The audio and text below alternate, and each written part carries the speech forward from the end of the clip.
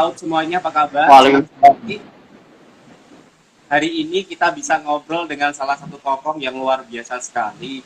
Beliau ini adalah suami dari Ketua Bidang Litbang PD Hilpaudi Kabupaten Pati. Hari ini saya sengaja ajak ngobrol single ini, man to man, padahal temanya adalah Hari Ibu ya Pak Dawam ya. Tapi itulah unik kayak itu. Eh, Pak Dawam, beliau saat ini sedang berada. Kalau boleh memperkenalkan diri Pak, saya kenalkan secara singkat dulu.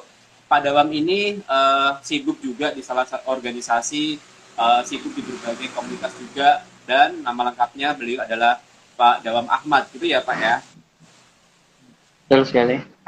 Ya, betul sekali. Kita mulai Jadi, kita mulai. Saya pengen tahu dulu Pak, sebenarnya dulu sama Bunda Atin, saya manggilnya Bunda Atin kalau di PAUD.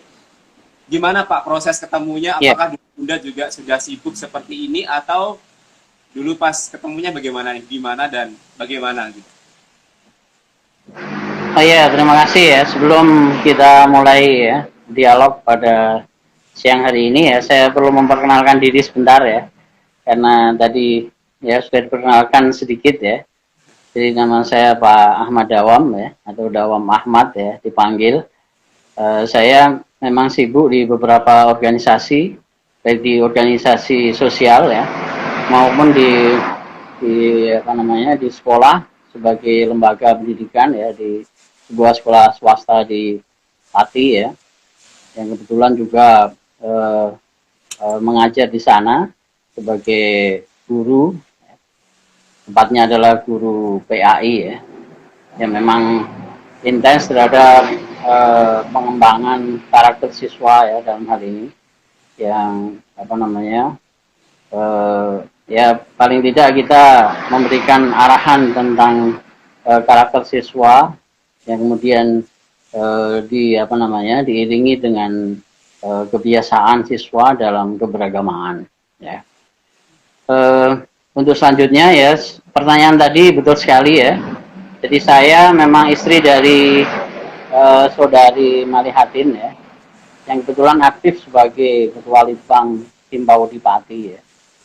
Jadi dulunya itu memang saya bertemu dengan uh, saya panggil adik ini karena memang usianya di bawah saya jauh. Jadi saya dengan istri saya itu berpaut 10 tahun mas. Jadi saya dulu waktu itu mengajar di kursus sebuah lembaga kursus bahasa Inggris. Kemudian saya ketemu dengan calon istri saya itu ya, di sebuah kursus bahasa Inggris, sehingga kemudian singkat cerita saya naksir sama istri saya ini. Kemudian waktu itu masih kelas 3 SMA. Kemudian saya sebagai guru instruktur bahasa Inggris pada waktu itu. Kemudian saya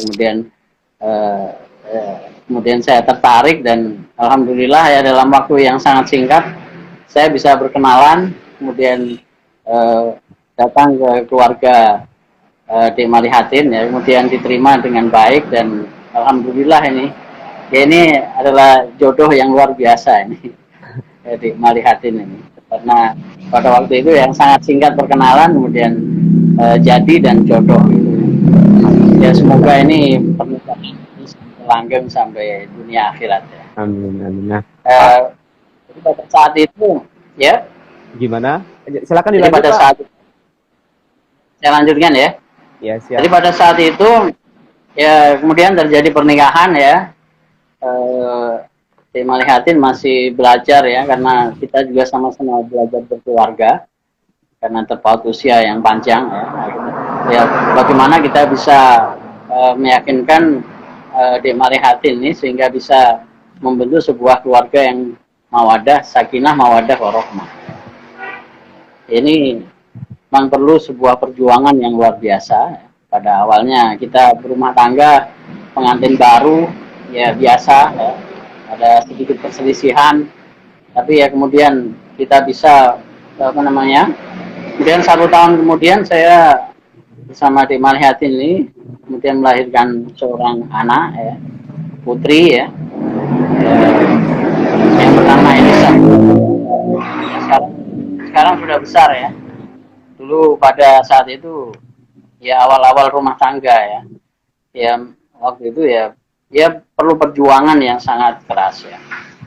Dan pada awalnya memang tim Malihatin belum aktif ya di organisasi, maupun belum aktif di sekolah, maupun belum aktif di berbagai organisasi yang bergerak di bidang apa namanya, di pendidikan ya, atau di komunitas perempuan.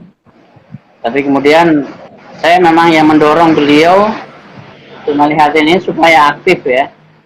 Pada waktu itu anak saya yang kecil itu usia 2 tahun, saya pada waktu itu belum ada PAUD ya yang berdiri. Hanya ada satu PAUD itu di desa sebelah, namanya PAUD Mentari ya. PAUD Mentari ini di desa sebelah kami ya, yaitu di Desa Klet. Ya, jadi kami tinggal di perbatasan Pati Jepara. Oh, Jadi iya, jauh iya. sekali dari kota. Jadi di sana kami menyekolahkan anak saya, atau memasukkan anak kami di sebuah PAUD ya, namanya PAUD Mentari ya, yang ada di Desa Kelet, itu Kabupaten Jepara. Oke. Dan dari situ istri saya belajar, saya suruh belajar bagaimana tentang PAUD ya, pengasuhan anak, kemudian bagaimana cara pendidikan PAUD itu seperti apa. Memang kami dorong supaya dia belajar, sehingga kelak kemudian itu bisa mendirikan PAUD sendiri. Begitu Pak, awalnya seperti Oke. itu. Jadi memang suami sangat mendukung sekali ya untuk mengarahkan Bu Atin ini untuk aktif, dan akhirnya sampai sekarang kebablasan ya. Bahkan sudah gabung di beberapa organisasi sebagai asesor juga. Nah, awal mulanya ceritanya adalah Bu Malihatin tentunya kan merasa keberatan nggak Pak, untuk loh ini kok malah suami saya menyuruh saya untuk bergabung malah membuat PAUD.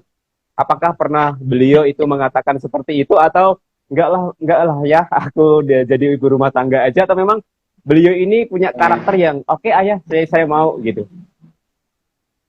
Iya, ya tadinya sebenarnya saya pengennya punya istri itu aktif gitu ya. Jadi aktif di beberapa pengen aktif di di lembaga, atau di sekitarnya gitu ya. Yang penting itu dia bisa bermanfaat ya. Dia bisa bermanfaat bagi lingkungannya. Jadi kalau dulu itu kan pada awalnya saya memang tidak begitu suka ketika ibu-ibu kumpul kemudian merumpi ya. Akhirnya tidak ada aktivitas lain soal itu. Makanya saya paling tidak bagaimana supaya istri saya itu bisa punya aktivitas baik di dunia pendidikan maupun di ya, pada saat itu saya suruh mendirikan PAUD ya, sebagai lembaga pendidikan pertama yang memang dibuat, kemudian akhirnya sekarang muridnya banyak sekali. Alhamdulillah. Ya. Jadi siswanya ini itu saya suruh mencari siswa itu sampai ke sawah, ke kebun ya, gendong di sawah itu, saya suruh nyamperin ya, supaya dia mau masuk PAUD gimana supaya tidak bermain di sawah. Ya. Anak-anak 3 tahun, 4 tahun itu ya, sekitar 3-4 tahun itu banyak bermain di sawah. Ya suruh ngajak aja, yang mendirikan PAUD itu ya. Jadi setelah dia dapat ilmunya sedikit-sedikit ya, dia di desanya, di desa kami, mendirikan PAUD pertama. Dan alhamdulillah pada waktu itu ada 5 anak yang mendaftar ya, sebagai siswa pertama. Setelah itu berkembang terus ya, sampai sekarang ini anaknya sudah overload, ada 30 anak itu setiap tahunnya mendaftar di desa kami itu ya. Jadi awalnya dari situ, kemudian setelah itu saya suruh ikut, kalau ada perkembangan PAUD tentang seminar PAUD dan sebagainya, saya suruh ikut saja supaya pengembangan diri supaya dia bisa mengembangkan PAUD di daerahnya atau di desanya. Pada waktu itu ada lomba PAUD tingkat Jawa Tengah, itu saya suruh ikut saja. Jadi ada lomba PAUD di daerah terpencil. Istri saya itu dengan percaya diri ya, datang dari kampung dengan PAUD yang baru berdiri, dia memberanikan diri ya untuk ikut lomba PAUD tingkat provinsi itu ya. Akhirnya dapat juara ya pada waktu itu. Ya sebagai PAUD sebagai percontohan PAUD di daerah terpencil ya. Sehingga Eh, sejak saat itu terjadi itu tadi, apa istilahnya, dia banyak dipanggil di beberapa acara di Pati, seperti itu. Seperti itu Mas eh, Alam. Oke Pak Dawam, kalau kita lihat Bu Atin kan orangnya sibuk sekali ya. Organisasi iya, jadi ibu iya, jadi istri iya. Ini anak-anak pernah komplain nggak kepada ibunya atau kepada ayahnya, curhat lah. Sekarang kan anak-anak udah mulai, anaknya udah SMA ya Pak? Ya, yang gede itu SMA kelas 2. Oke. Kemudian Ini yang kecil itu SMA kelas pernah 4. protes, pernah protes nggak? Ya, Ibu kok sibuk, ya pada ibu saat sibuk. kecil ya Bagaimana sih sebenarnya tanggapan anak, mengatur. anak-anak Kita bagaimana ini Pak ya? anu, ya memang ada pertanyaan pada saat mereka kecil itu, tapi Hah? karena anak-anaknya itu dibawa ke sekolah ya, pada saat PAUD dibawa, pada saat mengajar itu dibawa ke sekolah, akhirnya ya pertanyaan itu ya terjawab di situ. Ya. Oke. Kemudian setelah beliau apa, setelah istri saya itu aktif di lembaga PAUD itu, sehingga banyak kesibukan ya. Memang kita memilih sekolah yang full day ya, yang Hmm. dimana bisa mendidik anak kita sampai seharian ya. Sehingga kita ini tidak terlalu repot ketika meninggalkan anak, kemudian meninggalkan rumah ya. Jadi anak-anak tetap terurus dengan di apa, sekolah full day. Sampai biasanya saya ya pergi pagi, sore saya jemput dan seterusnya. Ya awalnya memang agak susah, tapi ya bagaimana lagi, memang sudah jadi rutinitas ya, tidak ada masalah. Hanya kita berbagi peran saja. Jadi Mhm. peran dia sebagai pengajar, peran dia sebagai apa namanya, di organisasi, itu kemudian bisa kita fungsikan perannya. Jadi berbagi peran saja itu. Ya, terima kasih. Itu Pak. Oke, oke baik. Nah, kalau dari suami sendiri nih, pastinya kan ngurus anak repot dan sebagainya, apalagi ketika mungkin ada tugas di luar kota terhadap organisasi. Bagaimana nih meyakinkan, apakah Bu Atin juga sendiri pernah merasakan mengeluh ya? Udah deh Mas, aku udah capek, aku di PAUD aja gak mau di organisasi. Pernah nggak ya mengalami hal-hal semacam itu, kemudian suami ini memberikan semangat lagi, mengecas kekuatannya lagi gitu. Yang namanya manusia, apalagi Oh ibu kan, ya, gitu. Pasti pasti pernah ya. mengalami atau tidak ini Pak?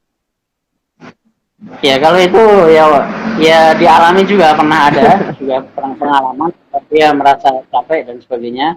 Ya itu wajar ya, karena memang manusiawi. Hmm. Kalau apa namanya, terlalu banyak aktivitas memang ada rasa capek dan sebagainya. Tapi itu Hmm. kemudian supaya dia semangat lagi, emang saya support ya, supaya dia ya tadi, intinya itu dia selalu menambah ilmu, selalu bermanfaat bagi orang lain ya, dan kemudian bisa paling tidak itu tadi mengajarkan ilmunya pada teman-teman, kepada orang-orang yang memang apa namanya, memerlukan ilmu itu ya.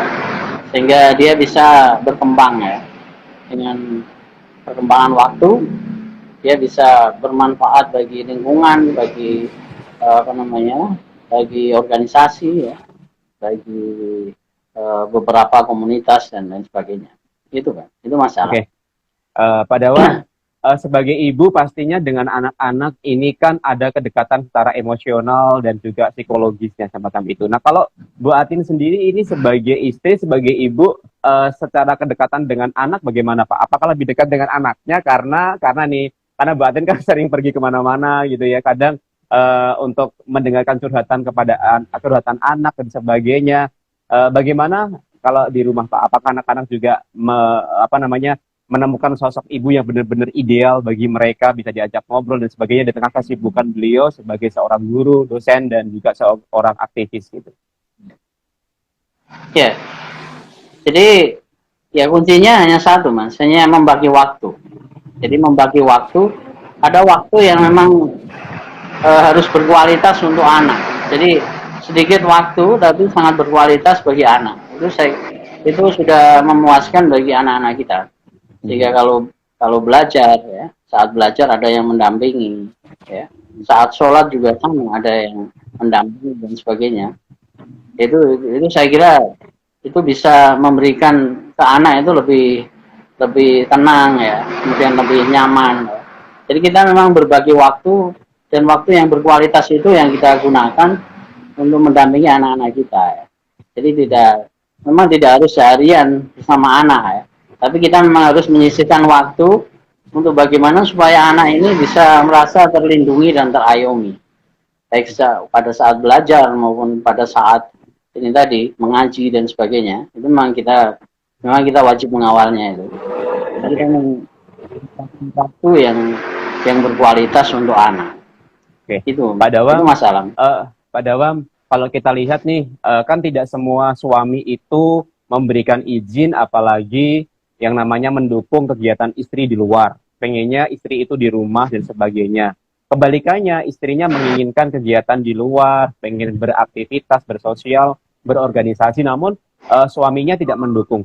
Mungkin Pak Dawam ini ada apa ya istilahnya, ada tips atau trik tertentu bagaimana memberikan kepercayaan penuh kepada istri atau ibu bagi anak-anak di tengah double tugasnya itu, Pak, supaya tetap di jalan yang baik, kemudian suami bisa percaya sepenuhnya bahwa istrinya di luar itu tidak melakukan apa-apa yang bertentangan dengan norma-norma gitu, Bapak. Oh ya, prinsipnya hanya satu ya. Jadi iman itu nomor satu, iman. Artinya dia punya iman, dia punya ketakwaan ya. Dan dia patuh pada suami. Ya. Jadi artinya ketika suami mengizinkan itu dia harus memegang teguh ya izin dari suami itu untuk dia bisa beraktivitas di luar ya. Dan saya pun sebagai pribadi ya itu mengizinkan untuk aktivitas sosial bersama komunitas perempuan. Jadi tidak bersama komunitas laki-laki. Jadi dia boleh beraktivitas, makanya di PAUD itu kan kebanyakan komunitas ibu-ibu ya. Sehingga memang menjauhkan dari hal-hal yang bisa mengganggu di dalam keluarga dan di dalam keseharian dia. Sehingga dia memang aktivitas di dalam kegiatan keperempuanan ya. Itu kami izinkan memang. Karena itu nanti yang bisa mengembangkan dirinya di tengah-tengah masyarakat. Di samping itu juga dalam hal pendidikan ya, artinya di dunia pendidikan ini kan selalu terkontrol, jadi tidak neko-neko gitu ya. Kecuali kalau komunitas arisan dan sebagainya itu kadang-kadang yang ada gaya hidup yang berbeda, jadi gaya hidupnya harus memang tidak seperti orang-orang yang memang berlebihan ya. Jadi itu saja masalah. Oke. Pak Dawam, kalau kita lihat keseharian beliau ketika di organisasi kan perspektifnya adalah beliau adalah orang yang cerdas, kemudian kalem, kemudian banyak menemukan ide-ide bagus semacam itu. Kalau di rumah sendiri bagaimana sih keseharian Bu Atin itu? Apakah sering membaca buku, apakah sering berdiskusi dengan teman-teman atau berdiskusi dengan Pak Dawam sendiri terkait dengan kemajuan ini gitu? Apakah dia sosok seorang ibu dan suami yang ideal di mata Pak Dawam sendiri? Ya, jadi kalau istri itu memang tipe wanita yang tekun ya. Artinya dia rajin membaca dan mau belajar ya. Jadi kalau hanya membaca buku saja mungkin belum cukup, ya dia belajar dengan orang lain ya. Dengan bertanya-tanya dan bagaimana supaya meningkatkan kompetensi ya. Dia belajar dengan orang yang lebih tahu dari dia. Itu selalu tekankan supaya dia mau belajar. Ternyata dia memang tekun ya. Baik dalam hal membaca maupun dalam hal itu tadi bertanya kepada orang yang memang lebih tahu dari dia. Ya. Jadi kebiasaan itu sudah ada di kami ya sejak dini gitu ya. Memang sudah seperti itu kebiasaan. Jadi kita banyak belajar dari orang yang tahu, sehingga dia bisa meningkatkan kompetensinya. Seperti itu masalah. Oke. Pak Dawam, spesial dari Ibu yang jatuh pada tanggal 22 Desember, adakah yang istilahnya perkataan ataupun ucapan yang selama ini Pak Dawam belum pernah sampaikan ke Bu Atin gitu kan? Atau mungkin Pak Dawam ini sudah bawaannya sosok suami yang romantis gitu. Mungkin bisa disampaikan kepada Bu Atin ini bertepatan dengan hari Ibu gitu ya. Bagaimana apa ya? Pesan atau apa gitu supaya Bu Atin ini mendengar atau melihat video ini misalnya karena ini nanti kita upload gitu, apa yang ingin disampaikan kepada Bu Atin di hari Ibu? Oh ya, ini ada, sebenarnya saya bikin 2 puisi ya. Wah, 2 puisi ini nih. Sebelum saya tadi apa namanya, beberapa menit sebelum ini ya, saya kebetulan ada coretan ya, ada tulisan yang berkaitan dengan ini ya. Jadi ada 2, yang satu itu judulnya Ibu, yang kedua judulnya Istri. Ya. Jadi ada boleh 2. dibaca dua-duanya, Pak. Boleh dibaca dua-duanya, nggak apa-apa. Jadi 2 judul puisi yang saya buat ya. Oke. Siap. Jadi saya bacain aja, nanti bisa ini mungkin bisa bermanfaat ya bagi para suami maupun para istri yang sedang sibuk di organisasi.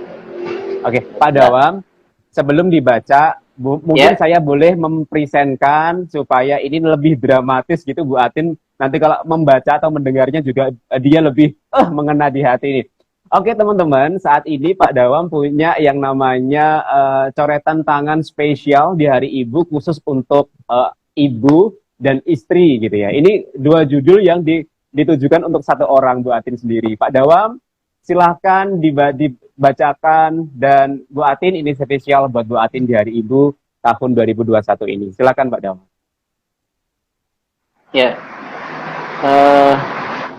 ya saya baca ya sedikit puisi ya atau coretan ya. Yang pertama judulnya Ibu. Ya.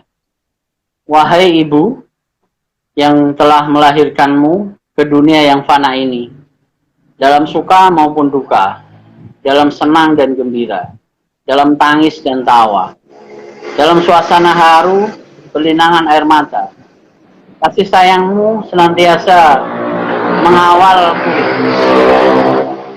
tangan hangatmu selalu kurindukan. Nina bobokmu telah menidurkanku di sepanjang malam, sampai dengan saat tahun kembali di pagi subuhku.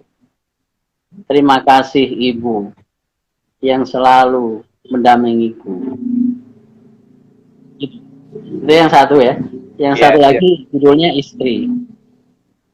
Wahai para istri yang kebetulan aktif di organisasi, tetaplah engkau menjadi istri yang berbakti pada suami. Tetap patuh dan melayani suami meski sedikit waktu yang kau beri. Ridho suami akan menjadi pelindung dan pengayom bagi istri tercinta untuk menuju ke surga. Wah. Itu ada tidak disangka ya, Pak Dawam selain romantis juga mendukung istri untuk terus berorganisasi. Nanti kalau hari ini Bu Atin kemungkinan kalau melihatnya langsung ataupun nanti melihat rekaman ini pasti beliaunya wah jangan wah sejak kapan ini Pak Dawam menjadi sosok yang romantis. Oke, Pak Dawam ini terakhir karena kita udah tidak terasa sudah 30 menit kita ngobrol santai ini. Untuk yang terakhir Pak Dawam, mungkin di Hari Ibu ini secara global apa yang ingin Pak Dawam sampaikan kepada sosok yang kebetulan hari ini menjadi sosok seorang ibu, sosok menjadi seorang istri, dan sosok menjadi seorang aktivis atau organisator gitu Pak Dawam. Silahkan. Ya, untuk closing statement saya, ya jadilah ibu ya, yang selalu mendampingi anak-anaknya di saat suka maupun duka. Jadilah ibu yang senantiasa mengawal anak-anak ketika bermain media sosial, bermain handphone, dan bermain gadget ya di rumah, senantiasa dikawal sehingga bisa menjadi pelajaran yang baik ya, dan bisa memberikan pengayoman dan perlindungan kepada anak-anak kita. Saya kira itu Pak, Mas Alam. Oke. Pak Dawam, terima kasih sudah meluangkan waktunya ngobrol bersama kami, bersama dengan Himpaudi Kabupaten Pati. Mudah-mudahan perbincangan atau ngobrolan yang santai ini bisa memberikan perspektif lain kepada ibu-ibu di luar sana yang kebetulan memiliki suami yang mendukung atau tidak mendukung kegiatan itu, bagaimana menjelaskan bahwa kita dalam track atau dalam kegiatan yang baik dan benar seperti itu. Pak Dawam, terima kasih sudah bergabung bersama kami dalam kesempatan ini di Hari Ibu tanggal 22 Desember 2021. Dan terima kasih buat teman-teman yang sudah menyaksikan live di Instagram Himpaudi Kabupaten Pati ini. Mudah-mudahan bermanfaat dan membuka wawasan baru terkait bagaimana pandangan perspektif suami terhadap istri yang sibuk berorganisasi. Sampai jumpa di kesempatan yang lainnya. Mudah-mudahan bermanfaat. Assalamualaikum warahmatullahi wabarakatuh. Waalaikumsalam warahmatullahi wabarakatuh.